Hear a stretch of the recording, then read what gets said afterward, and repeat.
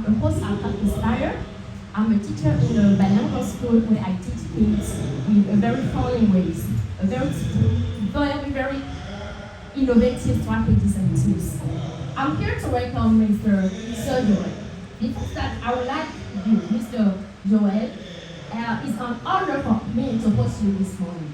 As you prepare for the discussion, please be ready to explore the following aspect of the topic. The topic is simply imposter syndrome in the age of social media.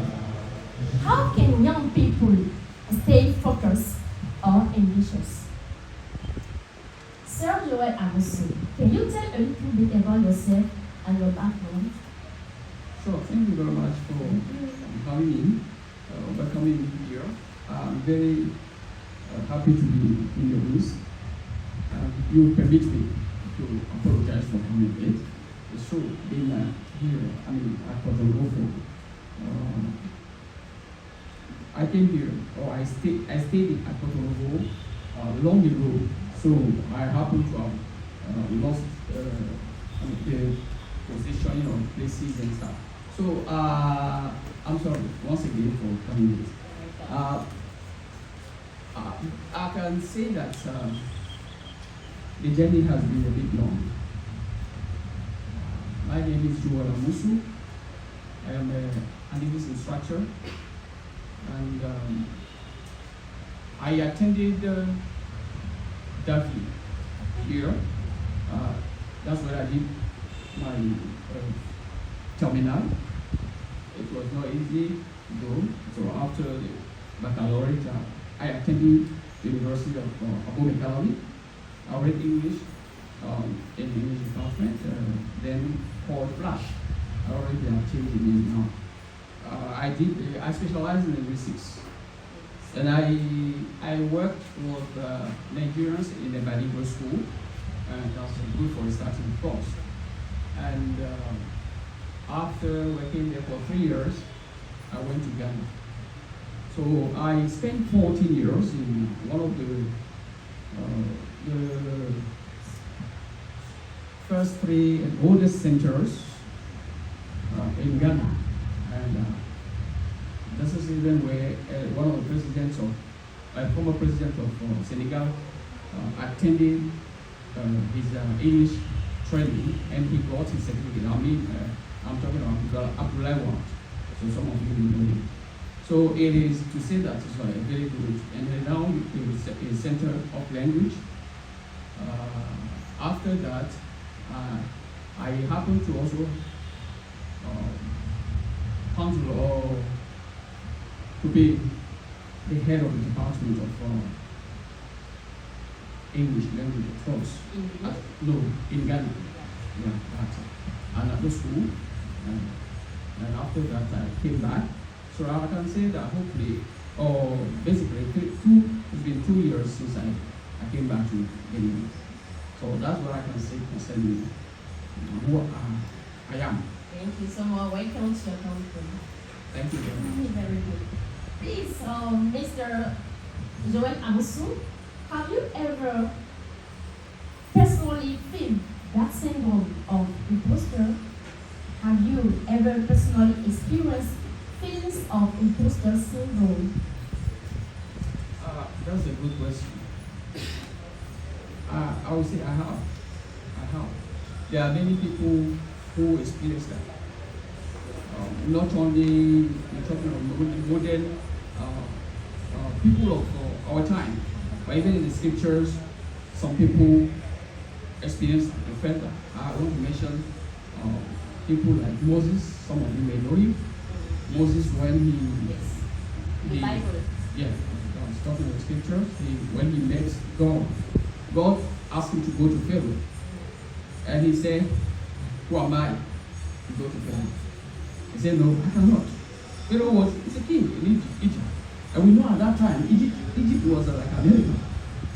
And he said, "I cannot." God said, "I am the one who sent you. Go and tell him to let my people go." And you know the story, or the end of the story. Moses happened to have led the Israelites, very typical people, for years he led them to the edge of the promised land. So we can also mention Elijah, and Jeremiah, when God called him, he said, I'm a child, I cannot. So talking about the scriptures, the one who is sending you with a message is greater than the message itself. If Obama sends any of us, as president, he sends you, people will not welcome you as you are, but they will welcome you as the one who sent you, as the president. You are representing him within his power and everything. So if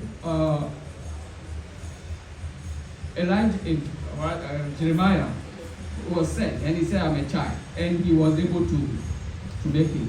So it means there's ability in a human. God sees the ability in you. And just as your mentors and your teachers and your parents and coaches, they also see the ability in you. And they tell you you can make it. But you experience that imposter syndrome. We all experience it. So I can mention my own case. It happens when I started at SEPS, which happens to be the first set of language I taught in Ghana. There's a class we call special class. Special class is a class where people who are working already come to learn English in Ghana. You have commissioners, talking of ministers, have diplomats, have bankers, have lawyers, have maritime students, maritime people who come to learn English. Now, when I was about to be promoted to that class, I just looked at myself and I said, well, who am I to stand before these people, diplomats and even ministers? This imposter syndrome was part of my life at that time. But along the line, I was able to overcome it, and I went through successfully. So I've been there for years. There were people who were even there before I came. They're talking of Ghanaians who read English. They went to university, maybe just because they didn't do language, they did mathematics. So doing the language is different from what doing mathematics is. You can be a native and not be able to flow. So you can flow and not be accurate. So teaching English, transferring knowledge is not just speaking. No, it goes beyond that. So one of my seniors, who was a Ghanaian, he did translation when I was in the class teaching. At a point of time, they changed the program, or they changed the timetable, and they wanted to replace teachers, and they put him there 3 days. The students said they would not continue. And these are people who pay, I would say, a lot of money. They paid a lot. There were 15 maritime students who came from Guinea, sponsored by Turkey. And they say they did not want to continue with that guy. So they wanted us back. And we happened to go back, and we taught there, and we continue till the time I left. So I can also talk of another instance with the permission. Yes. Another instance where I happened to have taught an Algerian. I taught him, and he was satisfied. And he brought another Egyptian who didn't register in school. And when he came, because of the work I did, and he didn't know how to speak French, I didn't know how to speak Arabic, I could teach only English. And then we tried to make it. So one of those days, the director of the school, who happens to be a Ghanaian, trusted me because of the pronunciations and how accurate I was. And we wanted to organize a graduation in the school. And so that student I taught from Algeria, he came to me and said, "So I know you very well. You can MC the program." And I said, "Well, how can I?" He said, "I've been listening to you. You can do that." And then after that, the director himself came to me, and he was even the one who sent me to special class because he saw how I taught in the other classroom. So he came and they asked me to MC the program, and I started with that is a imposter syndrome, of course. So, but when I took the microphone and I started, it came to a time that there was the ambassador of Guinea who was supposed to be there, but he didn't come that day, and I was supposed to be notified as an MC. They didn't tell me that he was not there, and then I called upon the ambassador of Guinea to Ghana. He was nowhere to be found. I called upon him again. Nobody came. So with the reflex, I called upon his representative, because that's the normal thing. If he cannot attend it, he will send a representative. So the guy I was looking like an ambassador, he was looking at me. I said, ambassador of Guinea to Ghana. He didn't come. I said, now the representative of the representative of the ambassador of Guinea to Ghana. And he looked at me and said, yeah, it's now that you are speaking, because I'm not the ambassador, I can't come. So it's just to say that when you feel that syndrome, when you have that imposter syndrome, it's just a feeling. It's just a feeling. When you get inside, you get involved, you will see that you will develop some reflex. You will. So you just have to understand that it's a reflex and it's a feeling, and then you welcome it. So that's what I can say concerning my experience of the imposter syndrome. Thank you so much, Sir Amoussou. I'll probably let people know, those who doesn't get or don't really get the meaning of imposter syndrome, is that sense who make you feel that you are not good enough to do something, to accomplish something. Even you have accomplished many things in your life, that simple feelings will let you know that you are not uncomfortable, you are uncomfortable to do that things. So, Mr. Amoussou, when did you first realize the influence of social media on how young people perceive success in their life? Well, thank you for the question. I can recall when I was the head of the department, the energy department at Cambridge and the other school, we had a club like this, and we embarrass people students from other schools to come and attend. And they will come in the number from different countries, and the topics that we dealt with, most of them were social topics, and then during the discussions, you see that some were very, I would say, they fell victim. You notice that they fell victim of the meaning of, let's say, success, for example. And you see that the social media has had an impact on them, even their thinking. And I noticed that even concerning issues like issues related to relationship in a couple, you see that some of them, they have a wrong perceptions of what we call success. So success is what? If we should ask ourselves, if you're a student, we say you succeeded in your exam.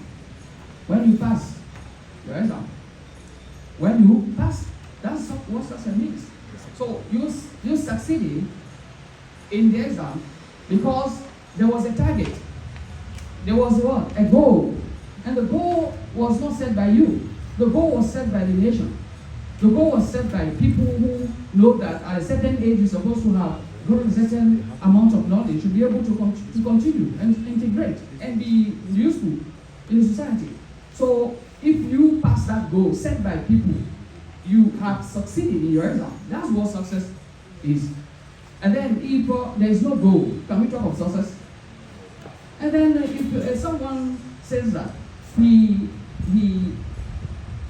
has succeeded in life, even in relationship, without any goal entering that relationship, what is the CPR? The thing that he can consider to measure up and to check if he has been able to achieve what he set as goals. So most of them, they got it wrong, just because to them success is something that you see on the social media and the appearance and stuff. So that's when I felt and I noticed that social media has been taking over the mind of many youths. I will talk of Ghana. Well, Ghana, but you know, Ghana is a country where you have many people who come from various countries to learn English. Not Anglophones, Francophones, and even people from Egypt and elsewhere. They speak Arabic, Chad and stuff. So I cannot talk of the Anglophone use, but as for the Francophone use, many of them has fallen into that trap of being deceived by what the definition given by social media has about concerning success. Well, before you handle, you overcome it, you need to know exactly what you're dealing with. Like you want to fight. You don't know the strength of your opponent. It will be difficult for you to overcome the opponent. I happen to have done judo. So I got my black belt in judo. It was not easy. So for a practitioner, when you have a competition, you need to find out the adversaries, those who are coming, whether they are lefty or they are righty. You need to know when they strike moves. So you study all this. You don't just become as a fighter anyhow. No, not by chance. So you need to know the meaning of imposter syndrome. You need to know the meaning of social media. But I'm quite sure that some of us here, if we ask this question, what is social media? Some will not be able. When we talk of social media, media is what? It's a plural of medium. When I say stadium, it's singular. Stadia is the plural.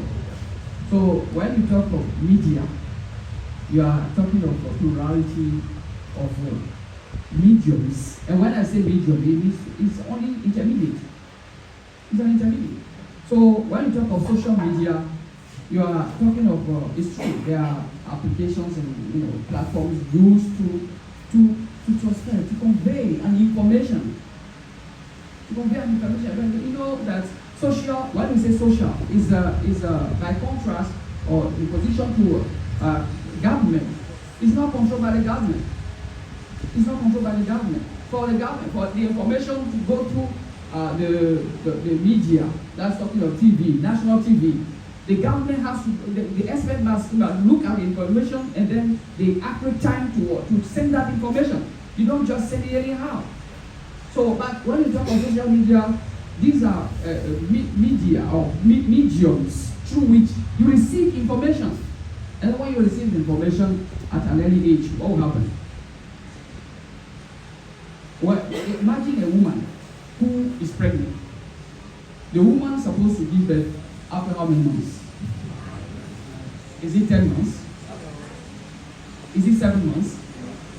Well, yeah, after 7 months, but no, it should not be before 9. It should not be after 9. But when a woman who is pregnant and has already been pregnant for 10 months, what happens? She's running a risk.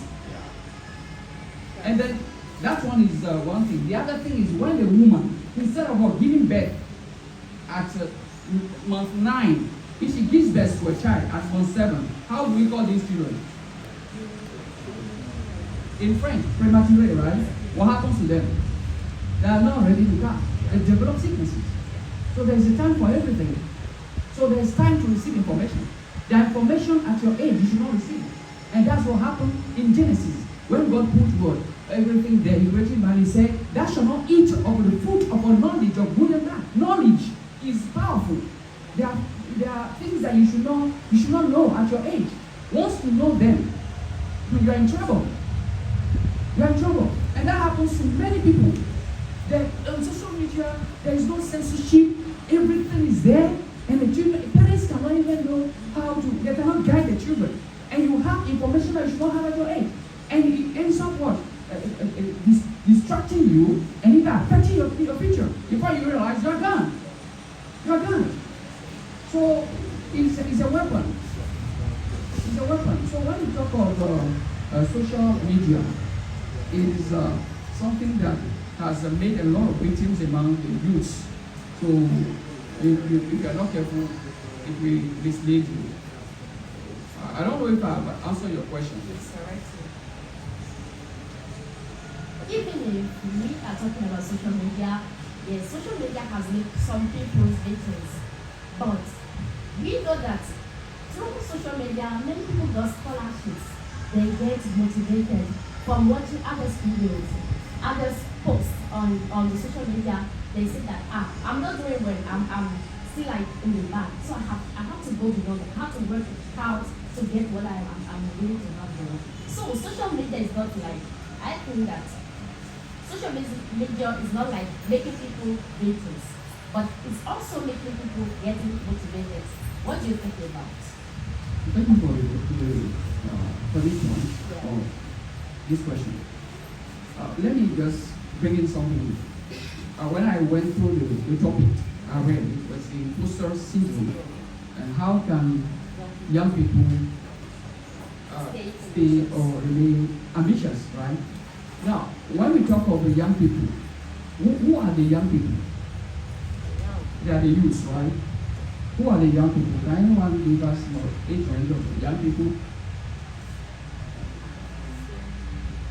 Yeah, are young people adults?